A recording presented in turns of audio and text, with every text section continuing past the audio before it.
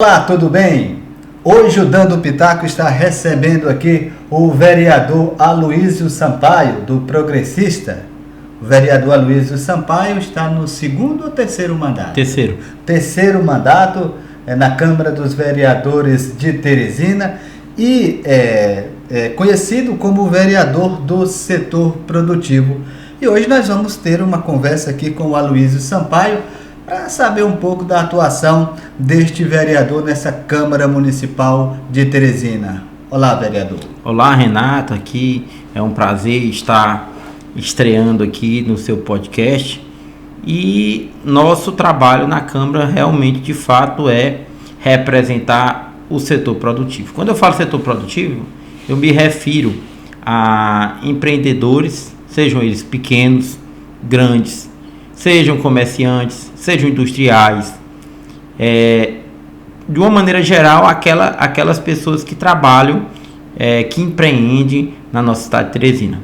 Vereador, qual a avaliação desse setor produtivo em Teresina? As pessoas reclamam muito da questão da falta de oportunidade, de emprego, enfim. As pessoas acabam sobrevivendo uma boa parte de auxílios. Como é que o senhor avalia esse setor? Na realidade, no Brasil, existe uma dificuldade muito grande de empreender. A própria burocracia, né? Os custos, o capital, o risco, tudo isso dificulta aquela pessoa que tem a vontade de colocar um negócio, né? Hoje, quando você tem um filho e está estudando, aqui no Piauí é muito comum você fazer com que influencie essa pessoa a estudar para passar num concurso, ou então para ser médico, né? Ou para ser um profissional autônomo, ou para ser uma pessoa que tem estabilidade. Poucos aqueles que incentivam aquelas pessoas a colocar um negócio, a empreender. Então, essa atividade eu conheço, porque eu, de uma maneira, eu trabalho nos meus negócios privados, eu sei a dificuldade que esse empreendedor, que nós passamos, no caso. Então, é por isso que quando eu entrei na política, que era um sonho que tinha desde criança, essa história, Renato, de política, é muito interessante comigo. Eu nunca acompanhei muito a questão do futebol, mas eu sempre acompanhei de perto a política piauiense, desde a época de Hugo Napoleão, Alberto Silva, Freitas Neto, Guilherme, Mão Santa. Então, do final da década de 80 para cá, para a década de 90, então eu sempre tive muita ligação com a questão política. E naquele tempo, assim, o político era um cidadão muito respeitado. Hoje a política ela tem mudado muito esse perfil, né? Muitas vezes eu entro num táxi, numa cidade fora daqui do Piauí, e as pessoas, o taxista está ali criticando, o Uber está criticando ali o político, e eu fico calado sem dizer que sou político. Muitas vezes você fica numa situação constrangedora, porque as pessoas acabam universalizando, como se todo mundo que estivesse na política estivesse lá para fazer uma coisa errada, para tirar um proveito daquela situação. Enquanto na nossa sociedade era para ser o contrário. A gente deveria eleger as melhores pessoas, as pessoas que têm mais ideal, mais capacidade para ser nossos representantes, nossos mandatários. Então, é uma dificuldade grande você fazer política hoje, justamente porque o voto foi muito banalizado. Muitas vezes, quando você vai, eu vejo muitas pessoas boas que tiveram frustrações na política, porque acham que é fácil o convencimento por parte do eleitor, por parte do voto. Agora, vereador, o senhor tocou no assunto aí da questão da avaliação do político, de como as pessoas tratam os políticos. Mas na sua visão, por que as pessoas desacreditam no político? Isso depende, vai de muitos fatores, né? O brasileiro, Renato, ele tem uma cultura muito acomodada, né? E é por isso que um dos grandes desafios que, como representante do setor produtivo, eu tenho, porque não adianta, assim, quando você se elege a um mandato, seja de vereador, de deputado estadual, deputado federal, de senador, o exercício do mandato é o que interessa. Então, muitas vezes, você não encontra pessoas que venham lhe dar sugestões, que venham lhe dar pautas importantes para que você possa defender. As pessoas acham que o voto, eu vou votar naquela pessoa. Então, a gente tem sempre que procurar, no meu caso, eu sempre procuro as entidades. Hoje nós temos aqui, dentro desse setor produtivo, várias entidades. Eu posso destacar aqui o Sinduscom, que é o Sindicato da Indústria da Construção Civil, o Sindicato da Indústria Cerâmica, o Sindicato da Indústria de Hospitais e Clínicas, o Sindicato da Indústria de Panificação, que eu inclusive faço parte desse sindicato como vice-presidente, secretário desse sindicato. Então essas entidades, a própria CDL, a própria FEComércio, a própria FIEP, essas entidades que hoje nós temos o MOVE. Então a gente procura estar sempre perto dessas entidades para poder trazer demandas para o exercício do nosso mandato, porque nós atuamos muitas vezes na defesa e no ataque, né? Muitas vezes a gente vê projetos lá na Câmara que vão trazer mais dificuldade para quem empreende. Nós vamos ali de maneira discreta, às vezes muitas vezes para não expor um colega vereador, mas a gente chama ali as entidades, tem esse projeto que está tramitando aqui, que vai onerar aqui essa coisa, manda para o sindicato. Se for de posto de combustível, manda para o sindicato de postos. Então, a gente sempre está dialogando para aperfeiçoar aquela legislação que está tramitando, ou para, se for o caso, trabalhar contra a aprovação desse projeto, se ele não for benéfico para essas categorias. E também no sentido assim, de propor, né, projetos que possam ajudar, né? Propor situações, porque, como eu falei, a burocracia, o ambiente de negócio é o maior desafio hoje de quem empreende. E começa a dificuldade maior na cidade de Teresina, na construção civil. Hoje, sem dúvida nenhuma, é muito mais fácil você construir em Timon do que construir em Teresina. É muito mais fácil você construir em Altos. Se você for em Altos hoje, devido à grande oferta de terrenos, muito está se crescendo o número de empreendimentos lá residenciais. Então, a gente precisa, de uma certa forma, agir para que melhore essa situação, esse ambiente de negócio, e a gente possa ter... porque quando a gente fala em setor produtivo, é importante que a população entenda que a gente fala em geração de emprego e renda.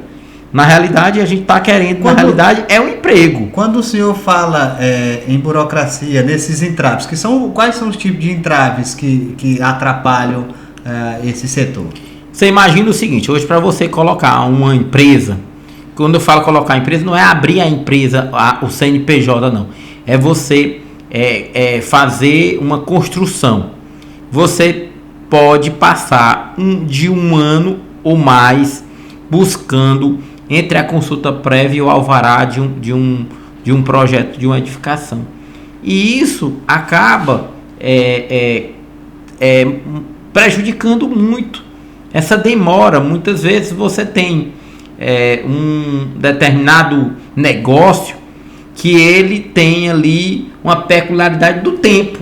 Então hoje pode ser que a atividade seja propícia. Essa burocracia gira em torno de quê? De licença? De licenças das SAADs hoje, da demora que para esse processo. Um processo, ele inicia na consulta prévia, aí vai para o trânsito, o impacto de trânsito, vai para a vigilância sanitária, vai para o meio ambiente, vai para a gerência de urbanismo. Então ele vai para a questão da drenagem. Então ele passa por várias etapas, e muitas vezes a infraestrutura da prefeitura, os analistas, não tem um corpo que responda por aquela velocidade daquela coisa. Acredita que poderia tramitar de forma mais rápida? Acredita que é necessário eu acho que falta uma liderança dentro da prefeitura como prioridade na questão de você ter... é lógico que você não consegue abraçar o mundo, fazer tudo ao mesmo tempo. Mas se você tem dentro dos projetos que está tramitando um projeto que vá gerar emprego na nossa cidade, evidentemente aquele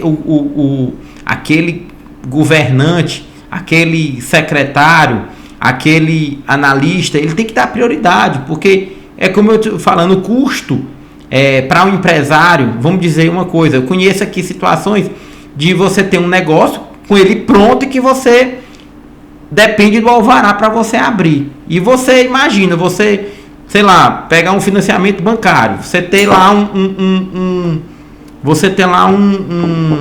empreendimento e que você está demorando a abrir, isso é um prejuízo muito grande para quem está colocando. Porque todo empreendimento ele tem lá um projeto de um retorno. Quando você faz um investimento, você tem um tempo para você trazer de volta para quem está investindo aquele dinheiro, ganhar esse dinheiro. Então, quando você perde muito tempo, você acaba inviabilizando o próprio negócio. Agora, vereador, o senhor foi secretário numa da gestão do então prefeito Firmino Filho, o senhor era da SENDEC.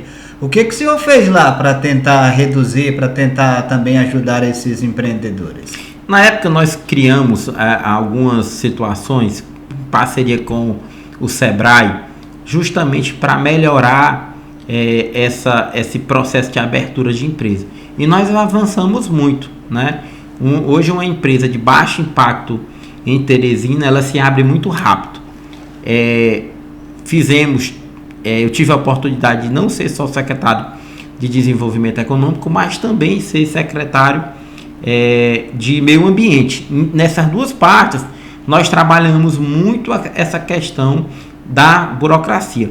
Mas na SENDEC, como a gente também tinha uma dificuldade ao longo do tempo, porque era uma secretaria de meio, né, com outras partes da prefeitura, eu acabei colocando umas metas, e quando eu não alcancei essas metas, Renato, eu pedi para sair.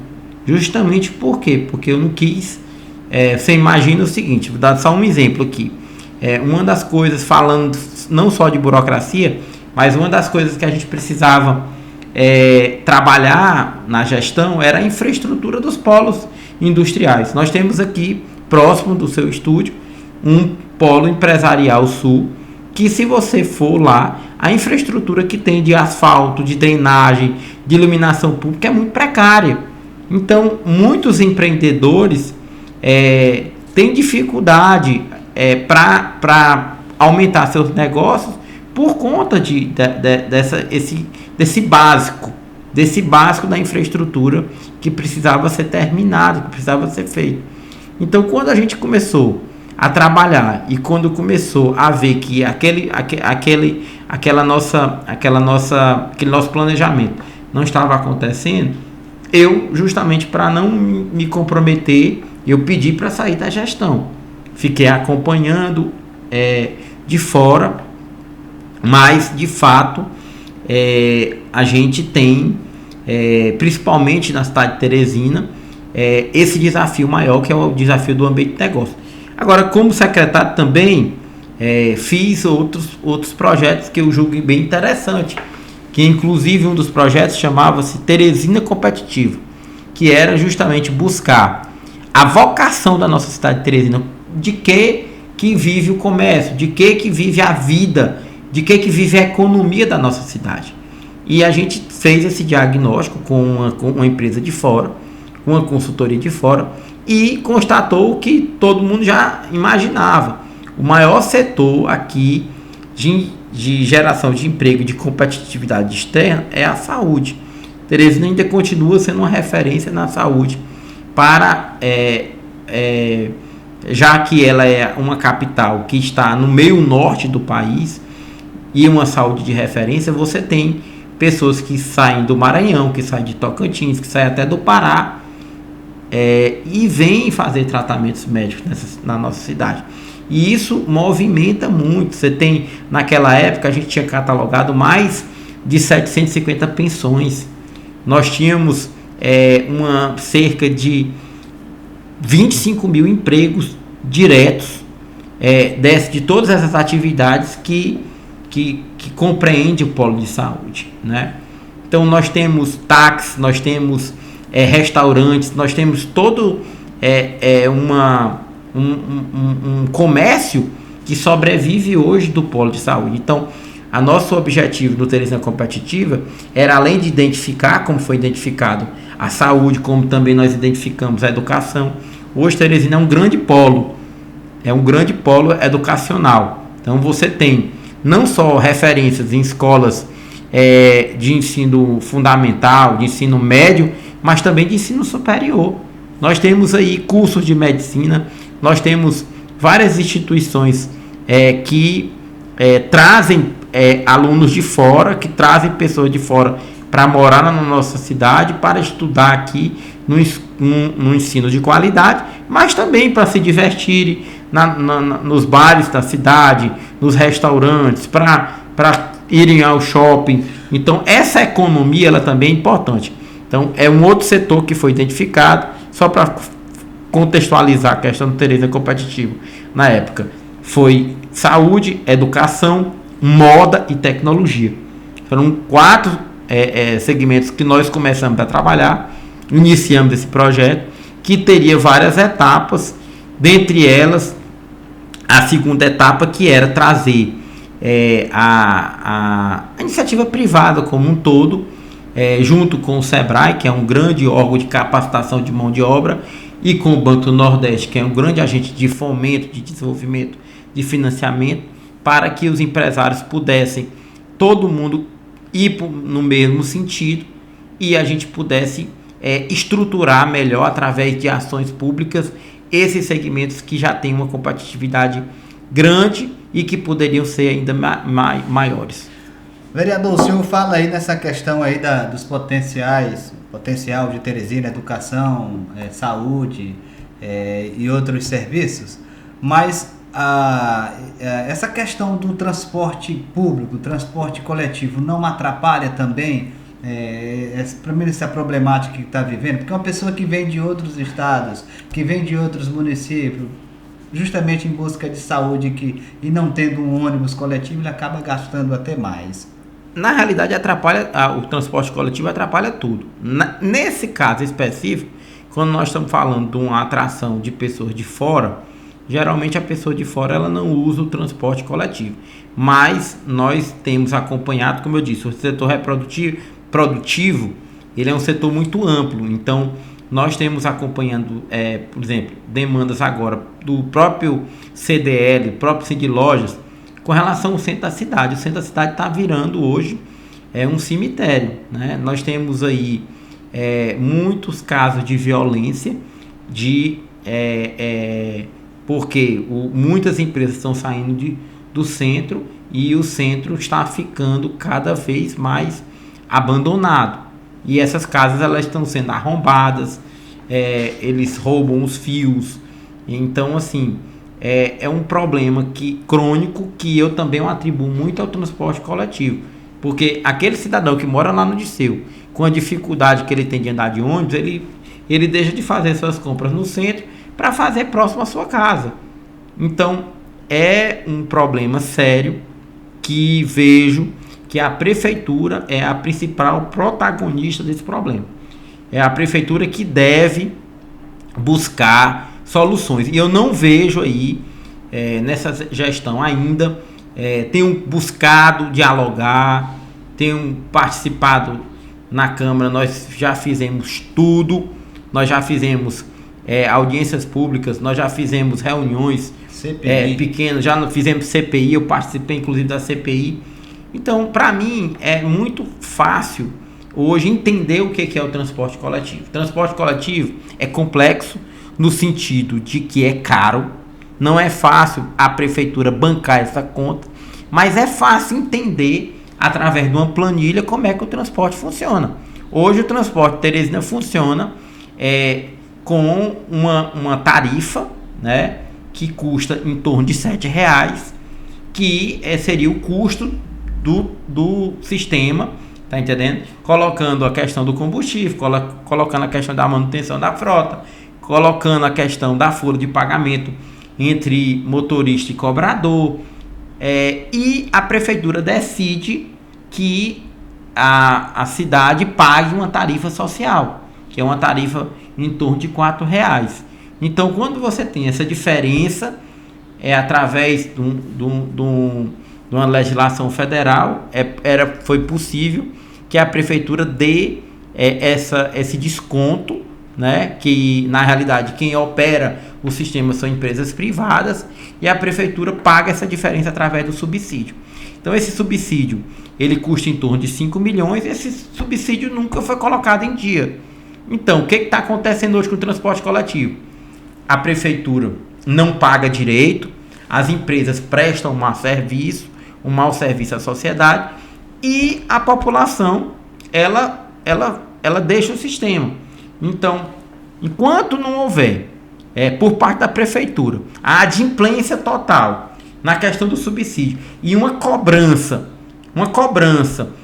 na qualidade do sistema, o usuário não vai voltar para o transporte. Quanto que a prefeitura deve hoje para os empresários? Eu não sei precisar, Renato, mas ela deve um valor grande, que eu, se fosse prefeito, eu teria, no início da gestão, teria judicializado isso, né?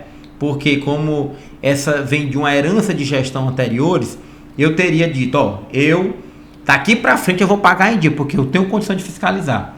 Mas para trás, nós vamos fazer auditorias, nós vamos para a justiça vai determinar. Se tiver devendo, na realidade o prefeito nunca colocou em dia. Na realidade, existe desde o início, né, aquela coisa que as empresas são culpadas do trabalho que elas do problema do transporte coletivo, e são mesmo, mas em partes, porque não existe nenhuma empresa e nenhuma atividade em merenda escolar, em qualquer outra, que consiga prestar um serviço sem estar recebendo os seus pagamentos. Então, com o passar do tempo, aquela empresa vai se deteriorando, vai se comendo, né? Vai tendo uma autofagia desse processo. Então, eu vejo falta de sensibilidade. Agora mesmo nós estamos vendo a prefeitura discutir a gratuidade do transporte coletivo. E aí eu me pergunto, como é que se dá a gratuidade se hoje tem as pessoas pagando e o transporte não funciona? Essa gratuidade, segundo eu já me informei com alguns representantes do CETUT, que eu tenho relacionamento, ela custaria 15 milhões de reais, pelo menos mensalmente para a prefeitura. E a prefeitura não paga o subsídio de 5 milhões em dia, né? Hoje parece que a prefeitura está pagando em torno de 800 mil reais de subsídio. Então, para mim, isso fica muito claro, que eu não estou aqui querendo defender empresa de ônibus. Eu acho que se houvesse o pagamento em dia e essas empresas não tivessem prestando, como não estão, um serviço a contento, que se faça o distrato. Isso está no próprio contrato, que se mute. Agora, você não pagar e querer que preste um serviço de qualidade, aí eu acredito que não funciona. E como tem sido a atuação do vereador lá na Câmara Municipal quando se trata do transporte coletivo? Participando de tudo. Na realidade, toda vez que tem alguma coisa do transporte, a gente está sempre ali envolvido, participando, sem demagogia. Nós queremos que a prefeitura acerte, mas com a opinião já formada, que o protagonismo da solução desse problema é do prefeito. A gente pode falar um pouco sobre essa última crise que está tendo, sobre essa questão política aí, principalmente quando se refere ao vice-prefeito e o próprio prefeito? Pode sim, pode, vamos falar. Como é que você tem visto essa situação? Com preocupação. Na realidade, eu não faço parte da base do prefeito Dr. Pessoa, não votei no Dr. Pessoa e até muitas vezes já cheguei a colocar isso na imprensa que a gente faz uma oposição light. Quando eu digo que é uma oposição light, porque embora seja da oposição, eu não torço por quanto pior, melhor. Eu torço para que a prefeitura ela faça uma boa gestão e que a gente, nesse ambiente de oposição, possa, com sugestões, com críticas, colaborar dentro do processo. Até porque, antes de ser vereador, eu sou teresinense, eu tenho negócios aqui na cidade e eu não posso torcer pelo caos. Então, eu também, Renato, tenho uma amizade pessoal com o Dr. Pessoa de muito tempo. Nós já participamos das mesmas trincheiras políticas, nós fizemos parte do mesmo partido, tenho muito respeito pela história do Dr. Pessoa, mas eu nunca tinha sido convidado, nunca fui convidado para poder dar a minha contribuição na prefeitura. Eu até tive, no início da gestão, a liberdade de procurar o Dr. Pessoa, quando o Adolfo Nunes era o secretário de governo, e sugerir ao Dr. Pessoa algumas coisas, né? Por exemplo? Na época, eu sugeri essa questão da burocracia, essa questão, a gente estava vivendo um período de pandemia, essa situação política de ele organizar melhor as nossas demandas, porque o vereador, quando ele leva uma demanda lá para a prefeitura, ele não leva uma demanda dele, ele leva uma demanda dos eleitores que ele representa, né?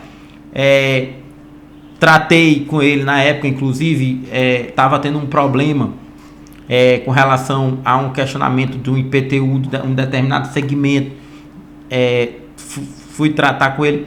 Então, assim, e chamei a atenção, doutor Pessoa, nós estamos no ano de pandemia, o próximo ano é um ano eleitoral, então, cuidado com esse fator do tempo, né? Um tempo passa muito rápido, se você não tiver uma gerência do tempo, você acaba tendo dificuldade de produzir. Trabalhar, às vezes, é diferente do que produzir. Então, nós tivemos essa conversa com o doutor Pessoa, mas ela não foi muito aproveitada. Nós tivemos uma outra conversa agora, no final do ano, ele nos chamou lá na Câmara, e mais uma vez, muito embora sem um comprometimento político, nós nos dispomos a ajudar. Mas ele tem dificuldade. Exemplo aqui do transporte coletivo, que a gente nunca foi convidado por ele, como oposição, como vereador, para ouvir nossa opinião. Acho que cabe a liderança maior do município, que no caso que é o prefeito, ouvir todos os lados para poder decidir. O que é que está faltando para melhorar essa gestão do doutor Pessoa? Ela precisa ter uma liderança maior. Você vê, por exemplo, obras importantes que foram iniciadas na gestão anterior. A exemplo dessa Avenida Ulisses Marques, ela falta pouco tempo, poucos metros para ser concluído, ainda não foi. Na questão da saúde, você vê reclamações, hospitais que foram interditados. Você vê a educação de Teresina, não é mais aquela educação premiada como a da gestão anterior. Então, para mim, há um retrocesso em várias pastas, né? E essa questão do transporte coletivo que nós acabamos de falar é uma questão muito grave. Esses investimentos, você vê esses terminais abandonados, isso é muito caro para a sociedade. Isso aí foi muito dinheiro público investido para você ter esses terminais apedrejados, muitas vezes vidros quebrados, ar-condicionados. Sempre o teresinense reclamou das paradas de ônibus. Quando você tem uma parada de ônibus com mais conforto e você faz esse investimento e você não vê esse sistema funcionar como ele foi planejado. Na realidade, o sistema de transporte público Teresina, houve uma uma modificação radical nessa última licitação, mas eram várias etapas e não chegou a ser o desenho Não chegou concluído, não né? chegou a ser concluído. Até por causa da pandemia também. Até por conta da pandemia. Agora, vereador, a Câmara Municipal agora também passa por uma mudança, né? Principalmente na mesa diretora lá, o presidente assume aí. O que o senhor espera aí do novo presidente? Como é o seu relacionamento? Não, eu acho que é muito saudável a alternância do poder na Câmara, né? Acho que já era para ter essa, vamos dizer, essa troca, né? Como também está acontecendo na Assembleia. E o novo presidente, o Enzo, é um cidadão preparado, um vereador atuante, que tem uma história de vida de superação. Então eu espero que ele seja um presidente que banque a questão das prerrogativas dos vereadores, né? A questão que de que são poderes diferentes, né? Nós não podemos fazer da Câmara um puxadinho da prefeitura, né? Então ele tem que defender com que o poder legislativo municipal ele seja um poder autônomo, um poder que os vereadores tenham essas prerrogativas que a lei de fiscalização, as nossas emendas parlamentares sejam cumpridas de maneira impositiva, assim como determina a lei, porque eu mesmo, nesses meus 2 primeiros anos, não tive a integralidade das minhas emendas executadas. Será porque o senhor é da oposição? Certamente, tem vereadores que são da situação que foi, e é porque, como eu disse, eu não sou um vereador tipo assim, radical, eu não estou ali todo dia na tribuna, não é meu perfil, tá ali esculhambando, falando mal do prefeito. Eu estou ali pedindo para o prefeito olhar determinado assunto, solicitando, mesmo sendo de oposição, mantendo o diálogo. Agora, o senhor falou uma palavra puxadinho do Palácio da Cidade, mas será se os vereadores não estão querendo ser puxadinho também lá do Palácio de Karnak? Parece que anda assim. Eu acho que tem que manter aquela história. Hoje mesmo eu tive com o governador Rafael. Nós não somos aliados políticos, mas eu tenho o maior respeito. Ele foi na FIEP apresentar um plano de desenvolvimento de Teresina, questão da hidrovias, questão de ferrovias, etc. e tal. Eu acho que a gente tem que, a política, principalmente quando você tem, aí no caso, o presidente da Câmara, ele tem que ser o presidente de todos os vereadores, né? Ele não pode ser um presidente só de um determinado grupo político. Então, uma casa legislativa, ela funciona com maioria e com minorias. Então, nós temos partidos que têm menos representantes, mais representantes, e a lei confere a esses parlamentares aí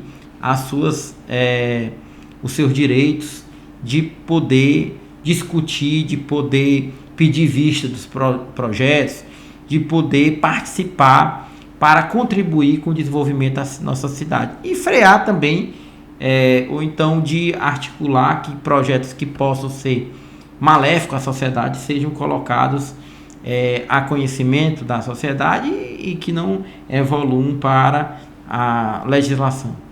Vereador, nós estamos chegando quase ao final aqui dentro do nosso bate-papo, que eu espero que seja o primeiro, que é longe, né? Mas eu espero que o senhor ainda venha aqui outra vez para a gente continuar esse nosso bate-papo. Mas eu deixo aqui ainda mais um tempinho para o senhor falar aquilo que eu não perguntei, mas que o senhor acha que ainda é interessante ainda os teresinenses saberem. Eu acho que, Renato, a maior mensagem que a gente pode passar nesse momento que nós estamos na metade do nosso mandato é pedir a participação popular, hoje tem aí as redes sociais, a interação ela é muito maior, a gente ser cobrado com críticas, com sugestões para desempenhar um bom mandato, inclusive me colocando aqui à disposição desses pequenos comerciantes. Semana passada eu tive na Pissarra, né, por exemplo, que hoje é um grande polo de lojas de material de construção. Fui lá para poder verificar problemas que aqueles comerciantes, que muitas vezes não são grandes comerciantes, mas que eles passam no seu dia a dia, como a questão do esgoto. Hoje mesmo já marquei uma audiência com o presidente da Água de Teresina para a próxima sexta-feira, para levar essa demanda para o presidente. E outras demandas que nós vamos levar para a prefeitura para pedir a solução. Então, eu quero colocar meu mandato à disposição de você que gera emprego na nossa cidade, a você que empreende de alguma forma, seja um grande empresário, um grande industrial, seja um grande hospital, ou seja um pequeno comerciante do Promorá, ou aqui do Porto Alegre, ou aqui dessa região aqui sul, na cidade de Teresina.